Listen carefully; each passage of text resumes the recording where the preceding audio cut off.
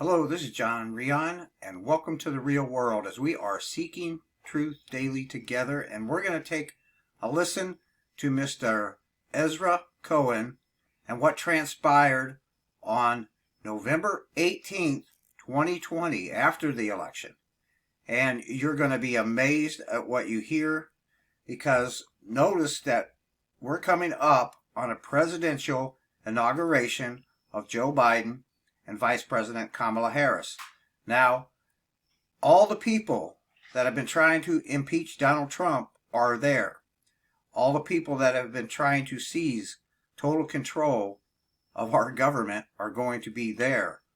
And it's going to be surrounded by National Guard troops. And we have more military in Washington, D.C.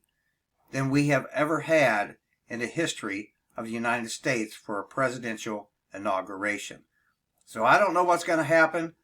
I don't know what's going to transpire, but it's interesting to hear what these men had to say on November 18th, 2020.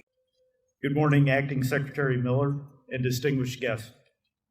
We are gathered today for a signing ceremony to implement the reforms outlined in Section 922 of the fiscal year 2017 National Defense Authorization Act.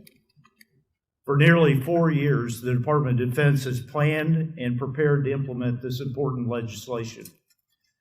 It not only strengthens the role of the Assistant Secretary of Defense for Special Operations and Low-Intensity Conflict as a senior civilian for special operations within the department, but it also reinforces the partnership with the commander of the United States Special Operations Command. Ladies and gentlemen, we'll have opening remarks from the Acting Undersecretary of Defense for Intelligence and Security, Mr. Ezra Cohen.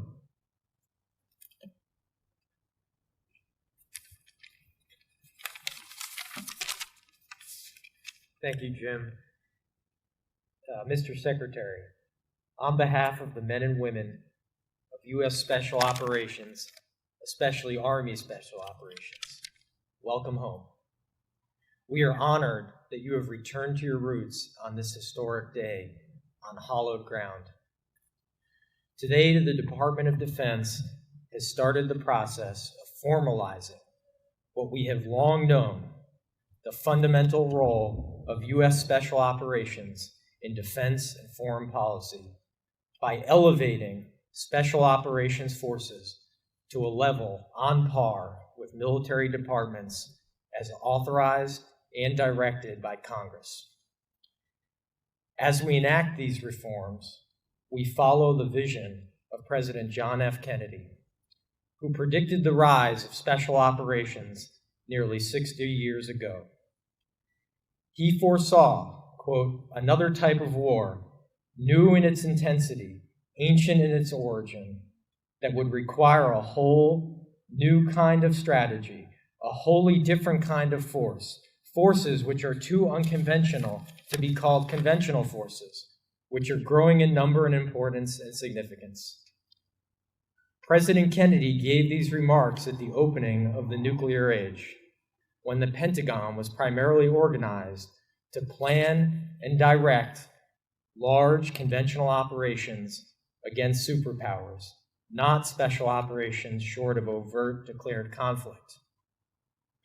The global demands for special operations forces, then and now, has confirmed President Kennedy's foresight. And now, under the leadership of President Trump, we are fully realizing President Kennedy's prescient view of special operations forces.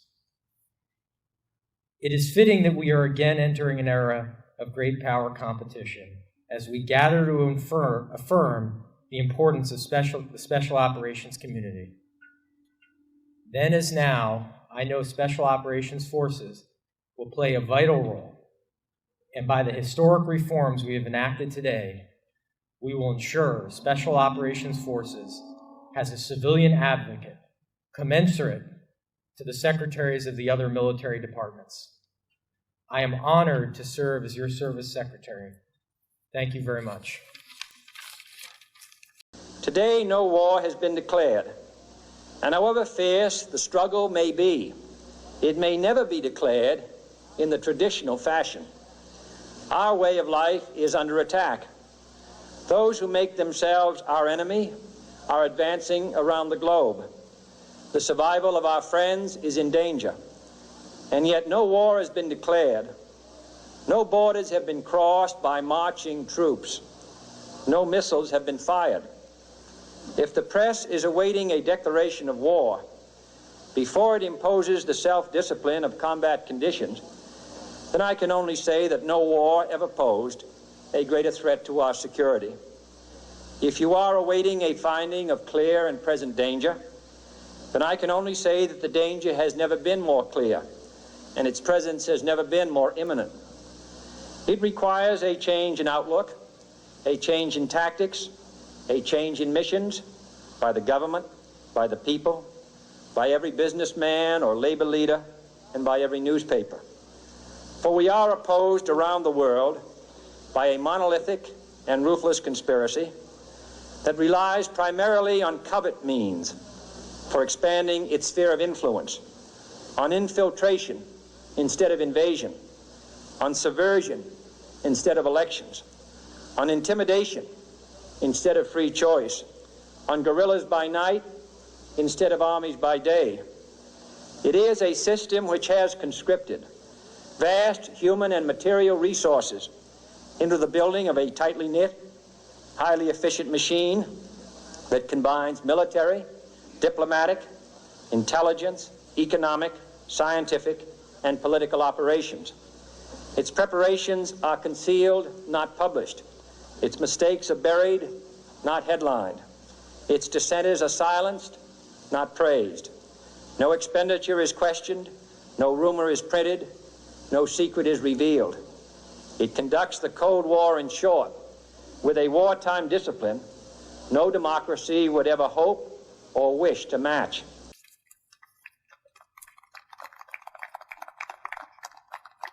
Ladies and gentlemen, Acting Secretary Miller. I can't get through these. You read them. Here, Jim, you take this. I got my big book. I'm going to speak for a couple hours. Good morning, everyone. Wow, what a week. That old cliche, if you want a friend in Washington, D.C., get a dog. May be true for many, but for me, I know I can come to Fort Bragg, be with my brothers and sisters in Special Operations Forces who always have my back. It is an honor to be here on this hallowed plaza where we are reminded of the enormous sacrifices and burdens shouldered by our nation's special operators. These brave heroes were first to the enemy's doorstep, Mark, in the aftermath of the September 11th attacks in 2001. Only weeks after that dark day in our nation's history, they plunged into danger to bring justice to the terrorists who took thousands of innocent American lives. And they will be the ones who continue to deny safe haven to violent extremists and maintain unrelenting pressure on the road to stability and lasting peace in Afghanistan and Iraq. I know firsthand the caliber and character of these brave service members, having served as an Army Special Forces company commander under then Colonel John Mulholland during Operation Enduring Freedom, and with Mark, of course. I also served 2 tours in Iraq, including during the 2003 invasion and later in 2006 as a Special Forces Battalion Commander, 2nd Battalion, the Special Forces Group. Absolutely the best Special Forces Battalion in the history of the world. No offense. I've spent the remainder of my career just as committed to defeating terrorists and those that would help harbor them. Today we are gathered before a monument that symbolizes the tremendous cost of these conflicts and our relentless vigilance. In light of the countless sacrifices made by hundreds of thousands of American service members and our enormous progress over nearly 2 decades, we are now bringing these conflicts to their successful and responsible conclusion under the bold leadership of President Trump. Yesterday, the President ordered the downsizing of our force presence in Afghanistan and Iraq to 2,500 troops in each country by 15 January 2021. in a manner that protects our fighting men and women and our hard-earned gains. At the same time, you all know this, should any malign actors underestimate our resolve or attempt to undermine our efforts, we will not hesitate to restore deterrence and defeat any and all threats. As we implement the President's orders, we also recognize that transitions and campaigns are fraught with risk and unexpected challenges and opportunities. That is why I am here today to announce, this is an omen, I'm here today to announce that I have directed the Special Operations civilian leadership to report directly to me instead of through the current bureaucratic channels.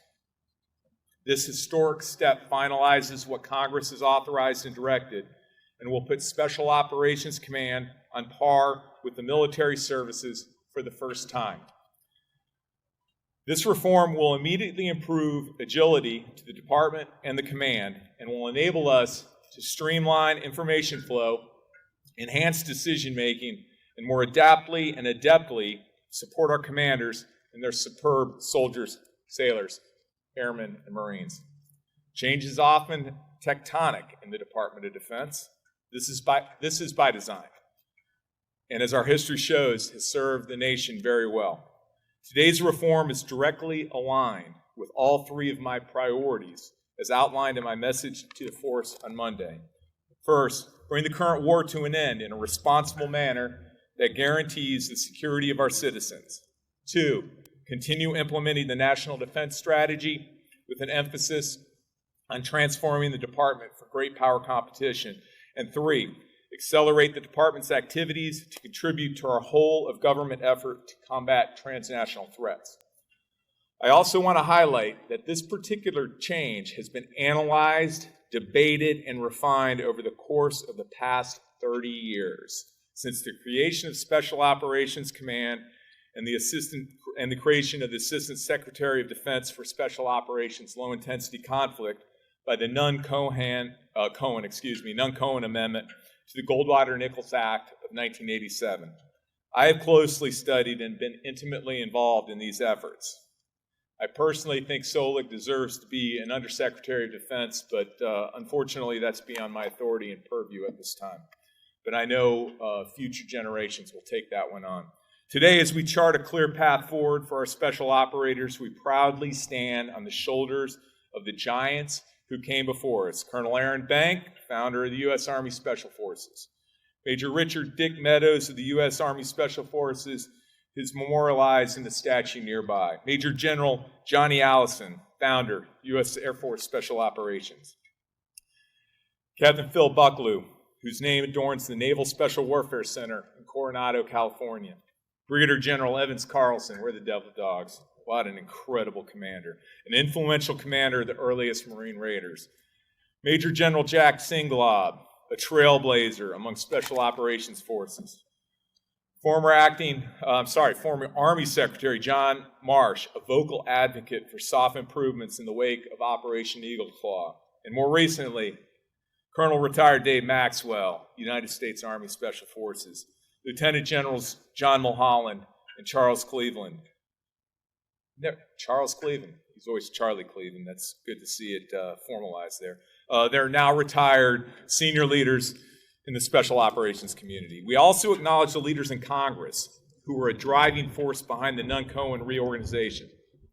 I'm reminded of the late Congressman Dan Daniel from Virginia, an early and influential proponent of special operations reform, and Jim Locker, who was instrumental in garnering bipartisan support for the reorganization and later became the Assistant Secretary of Defense for Special Operations Low Intensity Conflict.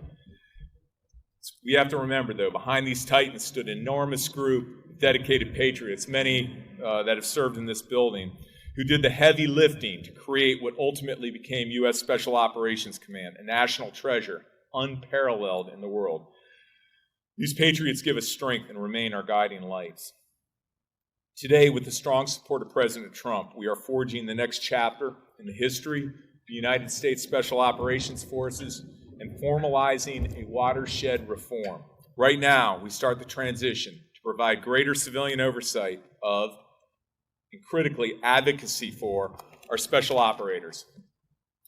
This couldn't come at a more critical moment in time as we bring our nation's longest conflict to a responsible end and prepare our special operations forces for this new era of great power competition. I can think of no better place than here, at the original home of our special operations forces, to enshrine stronger support for the next generation of special operators, hardened by combat and unrelenting deployments, who understand the fundamental nature of war, who remain committed to defeating every threat, and who are undeterred by the high price of victory. The oppresso libere. God bless our women and men in uniform. God bless our great nation. Thank you so much.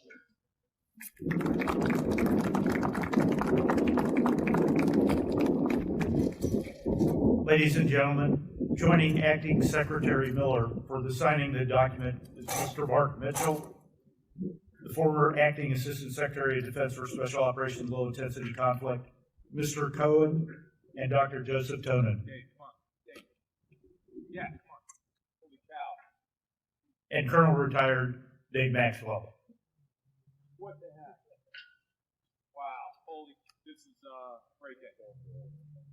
Yeah, it is. All right. I know that I've had that in my brain, folks, so many times recently. All right, do I do one letter with you? I'm just going to sign it down.